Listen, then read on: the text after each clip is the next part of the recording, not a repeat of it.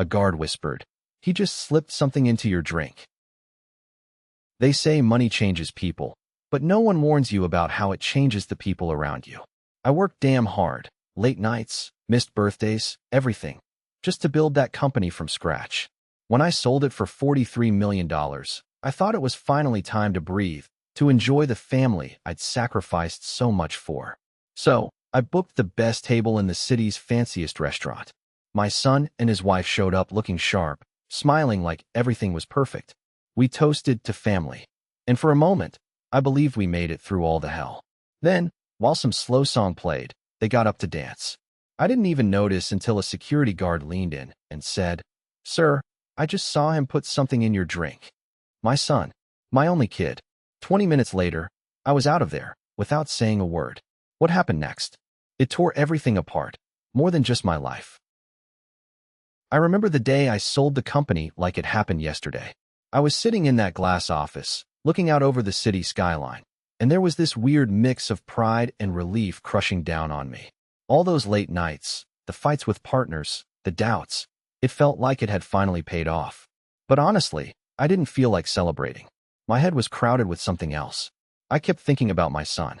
He'd missed so much while I was busy building this thing. His soccer games, school plays, bedtime stories. I was finally free, but for the first time in years I was realizing that freedom felt empty without them there. I didn't want a yacht or a mansion or all that flashy stuff people brag about.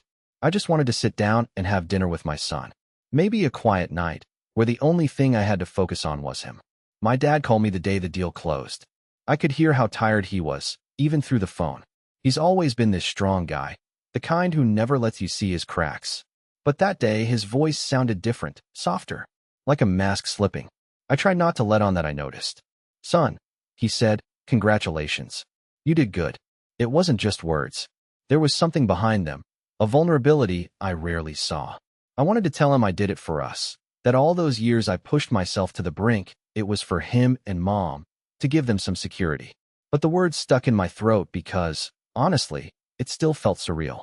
Like this achievement was this separate thing from family, not part of it. That night, I sat at the kitchen table, looking at my phone, waiting for my son to answer when I called. Maybe I just wanted to hear his voice. When he finally picked up, I could hear the noise of kids running in the background, his little sister shouting about something or other. It hit me then, how much I'd missed. How far away his world had become. I said, "Hey, buddy, I wanted to tell you something." There was a pause, then, "What's up, Dad?"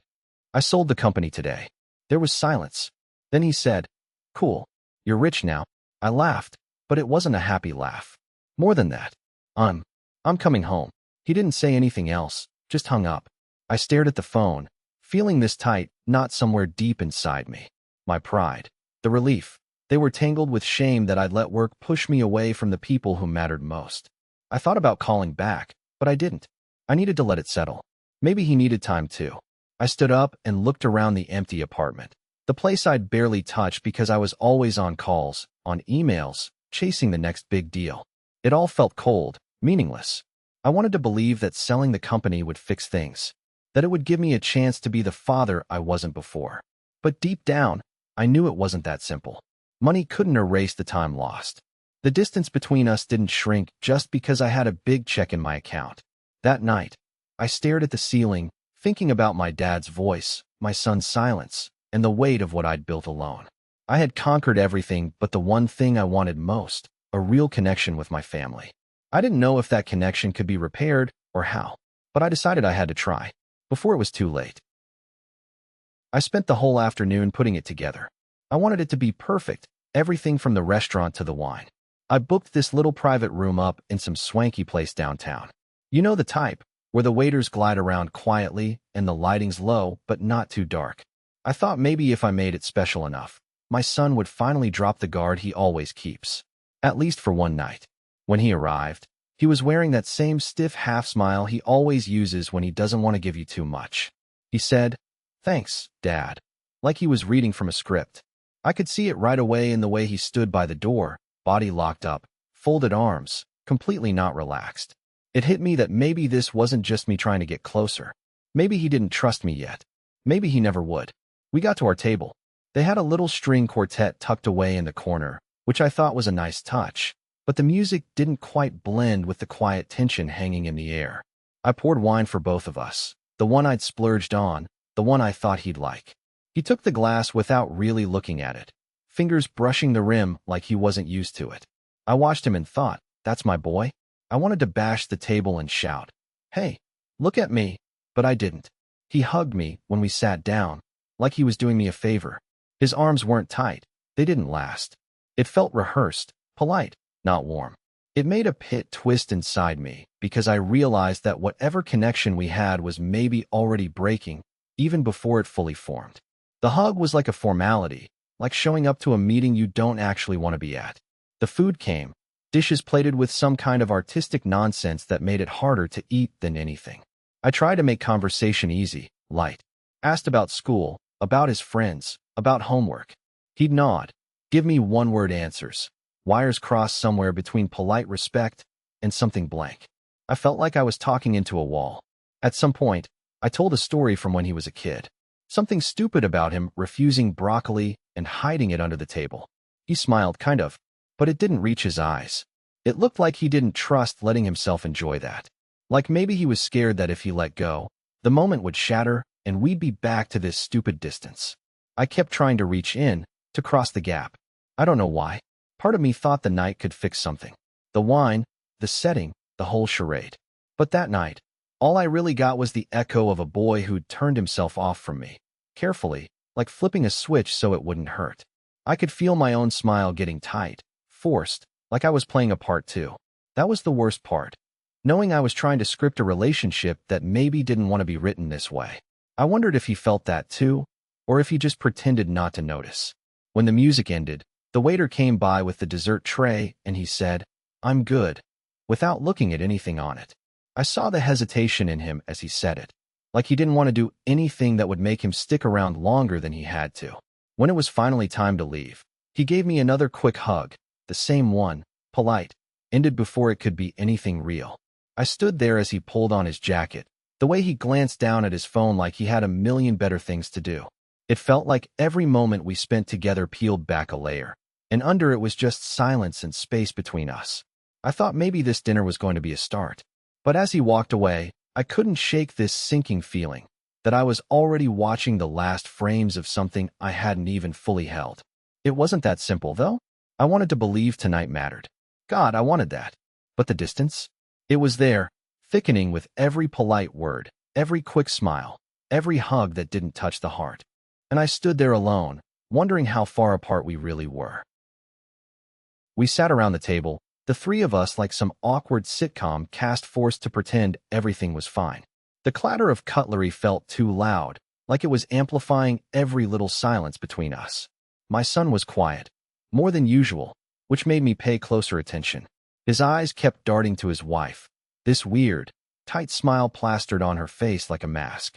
She caught me watching, then smiled wider, almost like she was rehearsed.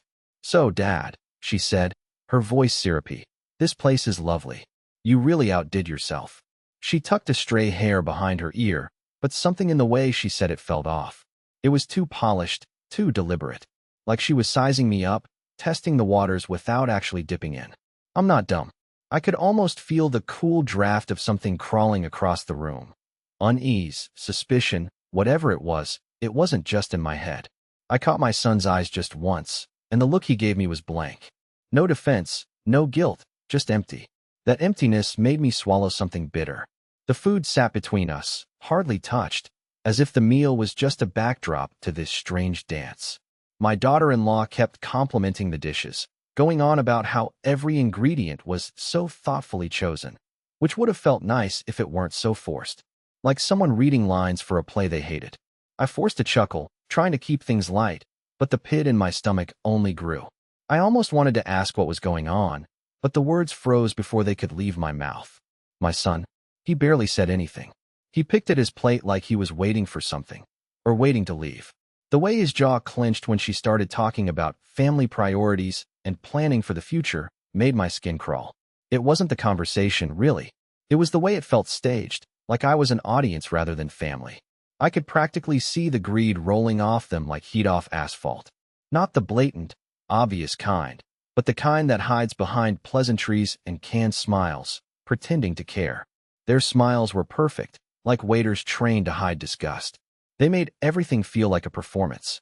I'm no fool, but maybe I wanted to be. Maybe I wanted it all to just be harmless small talk and nothing more. But there was something beneath it, cold, calculating, and heavy, like a shadow settling on the whole night.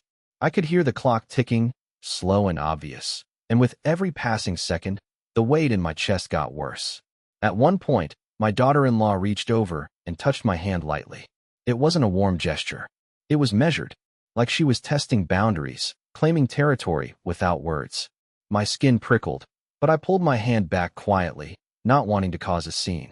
I caught my son's glance at me again, shorter this time, somewhere between apology and warning. And something, maybe the way the light flickered in that instant, made me realize this night wasn't going to end well. Not because of anything said, but because of everything left unsaid. They kept talking, their voices a little too smooth, a little too practiced. My son joked about some work stuff, but it didn't really reach his eyes. I felt like I was watching two actors perform beside a guy just waiting for his cue. And the thing that scared me most? I wasn't sure which one was the actor and which one was pretending to be real. As the dishes got cleared away, I realized I was clutching my napkin so hard my fingers hurt. I wanted to say something, maybe ask why it felt like I was already not part of this family, like I was just a guest who'd overstayed. But the words stuck in my throat, caught in the tightening knot of suspicion and dread. I nodded along to a toast they made, something about family unity, and forced a smile that didn't reach my eyes. I thought I could hold it all together, keep it calm and polite like I was supposed to. But the way they moved, spoke, smiled, it was all an act, and I was the last one on the stage to realize I was being watched, not included. And just when I thought I might get through the night without snapping, my son looked at me and said, quietly, "We should talk later." Not a question, not a suggestion. A warning. That's when the calm cracked, and something darker settled in.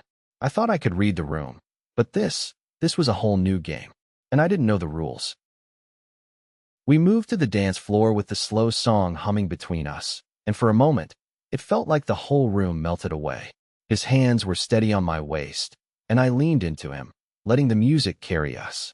I caught my dad watching from the edge, this soft smile on his face that made my chest tighten. He looked proud, or maybe just relieved I wasn't completely broken by everything. The way he smiled made me think maybe I was on the right track, that even with all the crap we'd been through, there might be a chance for something normal, something good. I tried to hold that feeling, hold on to the space we've created between us, even if it only lasted for a minute. His breath was warm against my cheek, and I thought maybe I could forget the things that kept swirling in my mind. The lies, the betrayals, the way life had twisted us all so badly. I thought maybe here, in this moment, things could just be simple. Then, out of nowhere, this guy in a security uniform can't just let us be. He comes walking up, his eyes cold but not angry, more final, like he's delivering news that shifts the whole room's air. I didn't know who he was at first, standing there, hands folded in front like he had every right to interrupt a damn slow dance and drag me back to reality. "Miss, I need to speak with you," he said. His voice was low, not raised, which made it worse, like whatever he was about to say wasn't just bad, it was serious in a way I wasn't ready to hear. My heart slammed against my ribs, and I pulled back just enough to look up at him, confused.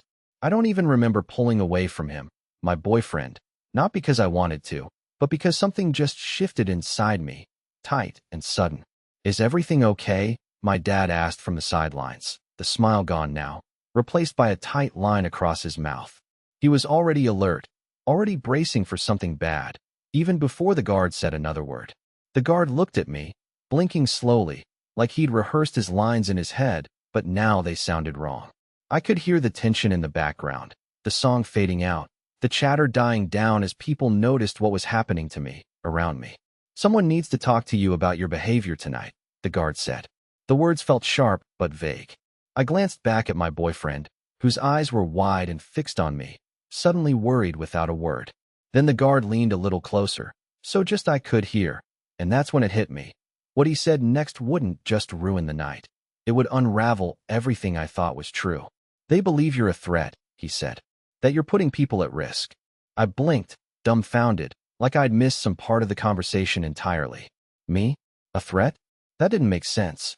But hearing it out loud, my own blood, my own dad's people, looking at me that way, something inside me cracked open. I tried to tear my eyes away from the guard, from the hurt flickering in my boyfriend's face, to find my dad. But he was frozen, mouth slightly open, disbelief written all over his face. That same disbelief was crashing through me now, in wave after sharp wave. I wanted to scream, to tell him they had it wrong, that I was just trying to live, to survive. But the words wouldn't come. Instead, the music stopped, the crowd's eyes were piercing, and I stood there, caught somewhere between the warmth of a dance and the cold, shattering truth. Nothing in my life, not even the worst betrayals, prepared me for hearing that my own family thinks I'm the enemy. The guard's hand on my arm tightened just a little. "We're going to have to ask you to come with us." I looked down, unable to breathe, unable to pull free. The room was still spinning, the smile on my dad's face completely gone. The air between us cracked, and for a moment, I thought we might never get it back. It wasn't just a dance anymore. It was everything breaking all at once. I stayed where I was, a few steps back from the table, but close enough to watch. The room had this low hum of quiet conversations, but none of that reached me. My eyes locked on that glass, there on the polished wood, untouched. It should have caught the light normally, right? But the way the liquid inside moved, it looked off. Like it was shimmering too much, like it wasn't champagne at all. I leaned in without meaning to, trying not to draw attention, but I couldn't stop staring at it. The bubbles weren't rising straight up. Instead, they twisted, curl after curl, like something was swirling under the surface, distant but knowing. It sparked this weird, cold feeling that I couldn't explain, like the glass was holding something alive in it, something unnatural. At first, I told myself I was imagining it, my nerves playing tricks, maybe too much stress, the weird energy of the night. But it stayed, that shimmer. Whatever it was, it didn't belong. I found myself wanting to reach out, to pick the glass up, but I was frozen. If this was a sign, then making a move could blow everything up.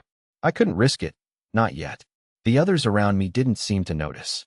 They laughed, they clinked their glasses, but nobody touched this one. It was like a silent warning in front of me, louder than any words. The champagne sparkled wrong, like it knew something I didn't. I swallowed hard, heart picking up the rhythm in my chest. What if I was wrong? But if I was right, if that glass held poison or something worse, then all of us were in trouble, sitting right here, pretending everything was normal. I couldn't just sit and watch it happen. I glanced up at his face, the one who brought the drink in the first place. There was this faint, almost imperceptible smirk curling at the edges of his lips, like he knew the secret held in that glass better than me. And that made my stomach twist. It wasn't fear anymore. It was anger, sharp and cold. How could someone do this in front of me? How could they think I wouldn't notice? And yet part of me wanted to believe it was some kind of mistake, some twisted joke. Maybe I was overthinking, spiraling because I couldn't control what was happening. I kept telling myself I'd make sure nothing slipped through, that I'd handle it. But the more I stared, the more numb I felt. The shimmering didn't go away. It just sat there, mocking, still, poisonous looking. That moment stretched out, heavy and silent, with all of us pretending. I took a breath, hoping the tension would break, but it didn't. It just got tighter, like the air itself was thickening. I felt the weight of what could come crashing down if I touched that glass, or if I walked away and left it untouched. I wanted to move, to say something, but my throat was dry. I couldn't speak without sounding crazy. And in that quiet room full of people, I was utterly alone with that glass and what it meant. I didn't know then if I was standing on the edge of disaster or just paranoia slipping in. But one thing was clear. Nothing here was going to be the same after tonight. I looked again at the glass, the way it caught the light with that wrong shimmer. I thought maybe if I blinked long enough, it would go back to normal. It didn't.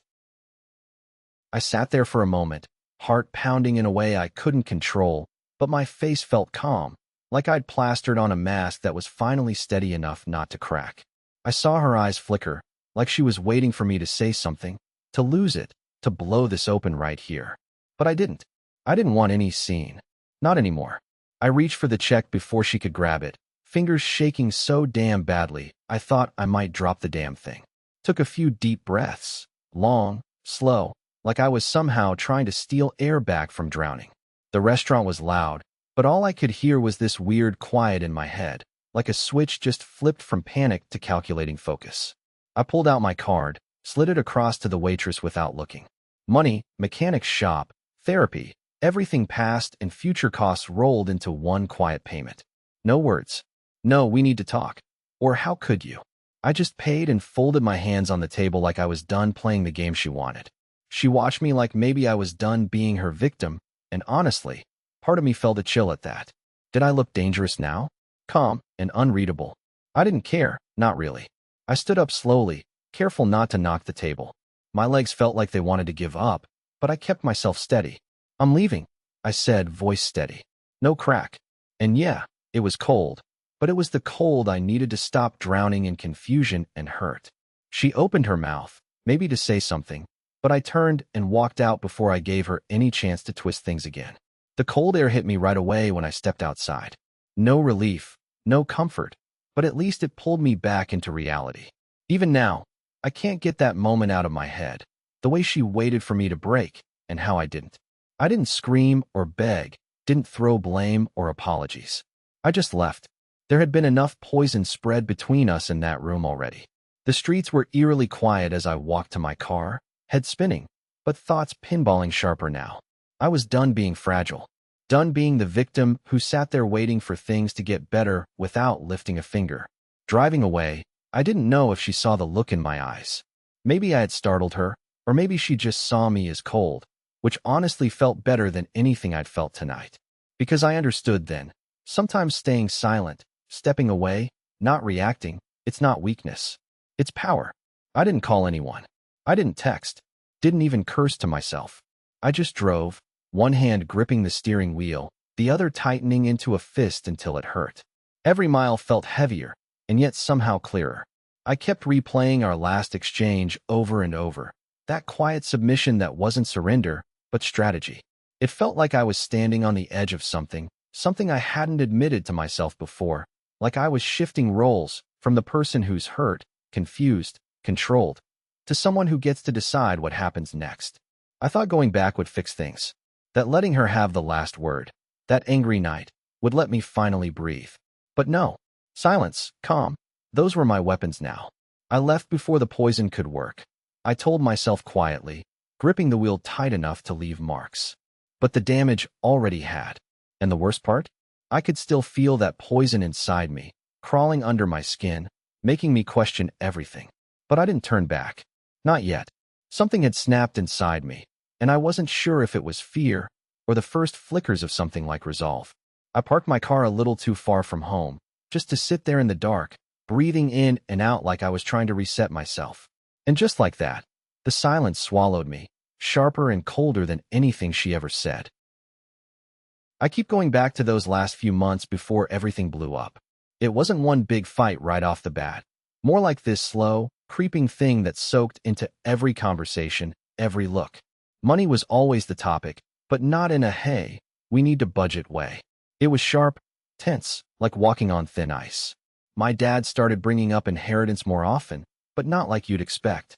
It was bitter, laced with a kind of resentment I never saw coming. He once said, "You can't take it with you." And I thought it was just some old man's advice about living for today or whatever. But now, sitting here, I realized what he really meant was he'd make damn sure I left almost nothing behind. There were nights I'd lie awake, hearing him shout with my son in the next room. I didn't want to get involved. It was my dad and my kid, tangled in this mess I felt powerless to fix. But the tension seeped into me anyway. Subtle digs at the dinner table, small comments when I wasn't looking, like my son resented me for not being rich or successful enough to live up to some warped family standard. The kind of silence that fills a room when everyone's pissed but trying not to say why. Sometimes I caught my dad staring at me with this look like I was already a lost cause. His disappointment wasn't just about money anymore. It was everything I wasn't, everything I'd never be for him. I tried to push those moments away, rationalize that it wasn't personal, just the stress, the frustration. But deep down, I knew it was. One afternoon, we were at the kitchen table, bills spread out everywhere, and my dad's voice just cracked. "You won't have a damn thing to show for all this." I wanted to argue, to say I was doing my best, but I just sat there, numb, trying to swallow the sting. My son was in his room. probably hearing everything. And I felt this weight settle in my chest. Like I was failing not just my dad, but my kid too. He'd never said it outright, but I caught those little smirks when he thought I wasn't looking. The way he'd casually mention who might get what when the time came, always excluding me. It was like I was already dead to them, lost before I even had a chance to prove what I was worth. Maybe I should have seen it coming, and maybe I did, but I let myself believe things could change if I just kept working harder, kept being the good son and father. But the more I try to remember the good moments, the harder it is to ignore the truth buried underneath. The subtle poison wrapped around every word they never said directly, but didn't have to. I wanted to confront it, to call them out, but something just stopped me every time. Fear, maybe, or shame, or the hope that it was all in my head. I realize now how deep the cracks ran beneath the surface of our family. How those months weren't just about money. They were about love turned cold, about loyalty unraveling in silence. The way they looked at me, the things they left unsaid, the way my son's eyes didn't light up for me anymore. It's all connected.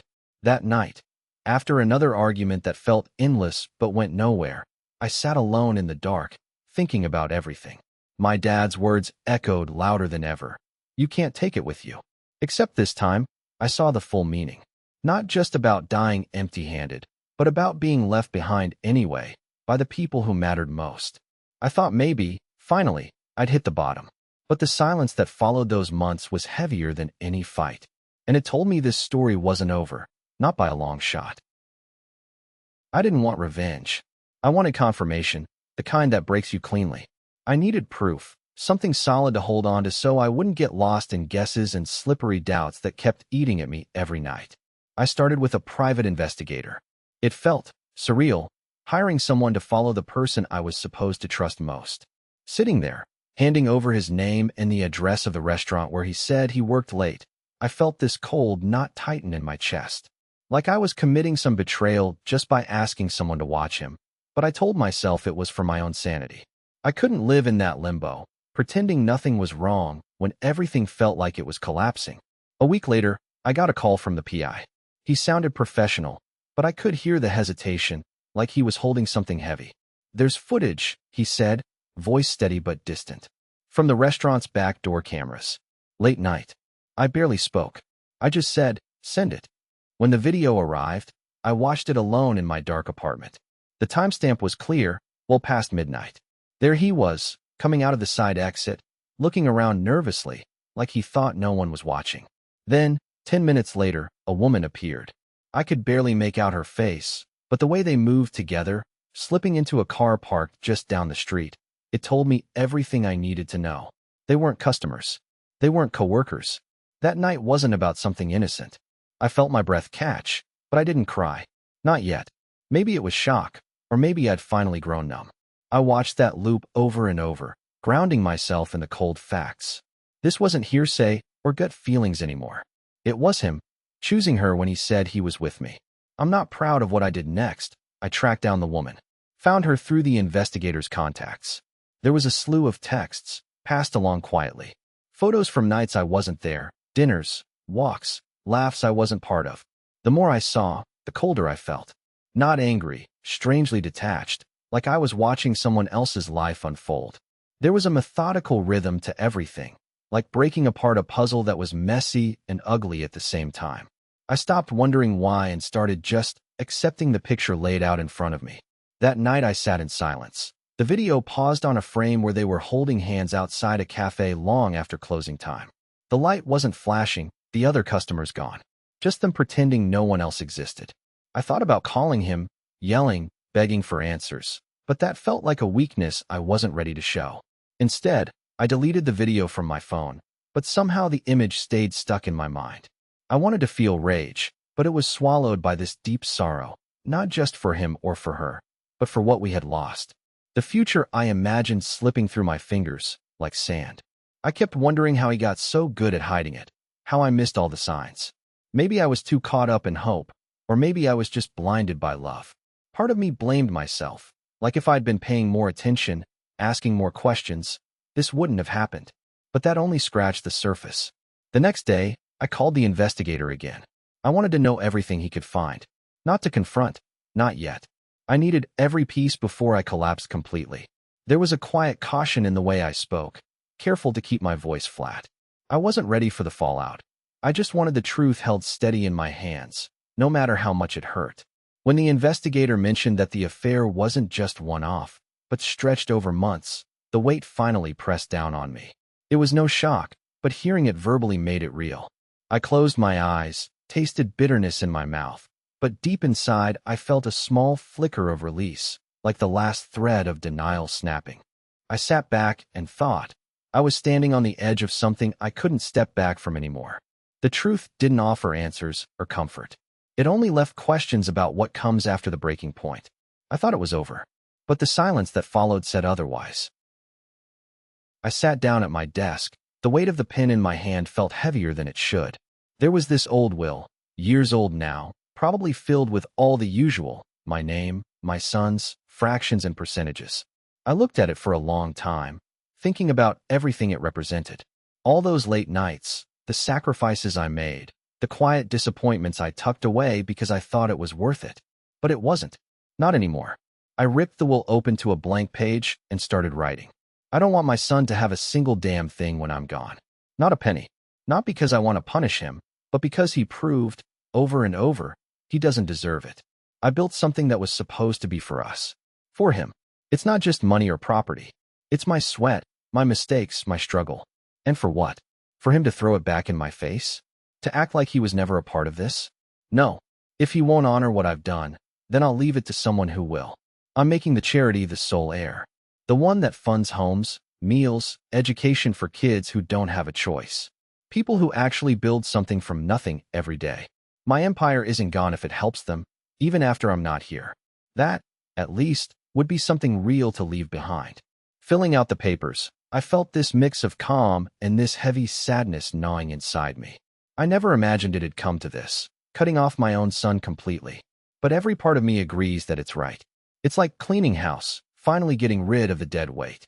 I'm left with this mournful quiet, thinking about all the times I reached out, and he just turned away or pushed back. When I finish filling out the forms, I stare at the new will. It's official now. No doubt, no loopholes. I stuffed the old one in the drawer where it had been gathering dust, a reminder of what could have been. Some part of me wonders if this will hurt him, if he'll even notice or care. But then I catch myself. Maybe I want him to hurt, to feel for once what it means to be cut out. The same way I felt invisible when I needed him. This is my choice, my last word on everything I built. I'm not erasing the past, but I'm deciding the future. I don't have to keep pretending that love means giving everything to someone who never really wanted it. Packing the papers away, I realize I'm more tired than I thought. Not just from doing this, but from pretending there was something left to salvage. I built an empire for my family. I'll leave it to people who actually build things. That thought burns, but it also clears something out. I lean back in my chair and close my eyes for a moment. There's relief, but also this quiet ache in my chest. I'm resolved, but the loneliness feels thick all of a sudden. Then my phone rings, and it's him. I don't want to pick up, not after everything. But the screen lights up with his name, and I freeze. This is the moment I've been avoiding. When I first got here, I thought the silence would swallow all the noise in my head. But it didn't. The ocean's calm just made everything else sound sharper. Memories, regrets, the way I misread people I thought I knew. I moved to this coast because I needed space, something cleaner where I could figure out what belonged and what didn't. Turns out, space doesn't erase a thing. It just gives you room to breathe the truth more fully. I wake up every day to the smell of salt and the crash of waves against the shore. No one yells here. No one pretends. The streets are almost empty in the mornings, with only a few locals walking dogs or sipping coffee at the small cafe down the block. The houses are weathered, maybe a little lonely, but honest. It feels like the town itself knows what it means to be quiet and watchful, not pretending, just being. On the pier today, I watched an old couple sitting close, wrapped in blankets even though the sun was out. They didn't say much, just held hands and stared at the horizon. I envied them. The way their silence was thick with something real, not empty. It reminded me how different loyalty feels when it grows from something chosen, not forced. Blood doesn't mean much when it's tangled up in lies. Real loyalty is quieter. It's patient. It's a promise you make every day, even when the person you care about isn't perfect. I thought about my family, not the one I was born into, but the one I tried to build, or at least believe in. I trusted them too much, too blindly. Maybe I wanted to believe that blood was enough, that loyalty came wrapped in shared DNA. But it doesn't. That's what caught me off guard the most. I realized late how little family mattered when the love wasn't real. I stayed silent too long because I wanted to be part of something, even if it was breaking me from inside. Now, here, no one asks for explanations. No one pushes for stories I'm not ready to tell. Maybe that's the most peaceful part, accepting that some wounds don't heal with words. Some just get quieter over time if you let them lie beneath the surface. Last night, I walked the beach after dark. The stars were out, scattered like they didn't care about anything. The waves pulled back and forth, relentless and patient. I caught myself thinking maybe this rough, messy, honest kind of quiet, is the family I needed all along. Not the one that demanded loyalty with strings attached, but the one you choose to show up for, every time, no matter what. The ones who stay, not because they have to, but because they want to. It's strange, feeling lighter yet heavier at the same time. Lighter because I don't have to pretend anymore. Heavier because the cost of that freedom is a kind of loneliness I didn't expect. But I'm okay with that. I'm okay with losing the idea of family as I knew it, because what's left feels more real, more mine. I'm learning that family ends where love does. And love isn't just a word thrown around. It's a daily choice, a quiet commitment made in the spaces between the noise, not the blood. The ocean's steady rhythm makes me think I'll be all right. Maybe not the way I imagined, but in a way that's honest, like this town, like these people who don't need to shout for their bond to exist. I walked back to my small place under the fading light, the cold air brushing my face, and I realized something. I thought leaving everything behind would fix me. But maybe it's what I do here, in this silence, trying to make peace with what I lost. That's the real work. The night stretched out in front of me, calm but endless. And I wasn't sure if peace was a place or a feeling. Maybe it's both. Maybe it's just the next day, showing up without the weight of betrayal dragging me under. For now, that has to be enough.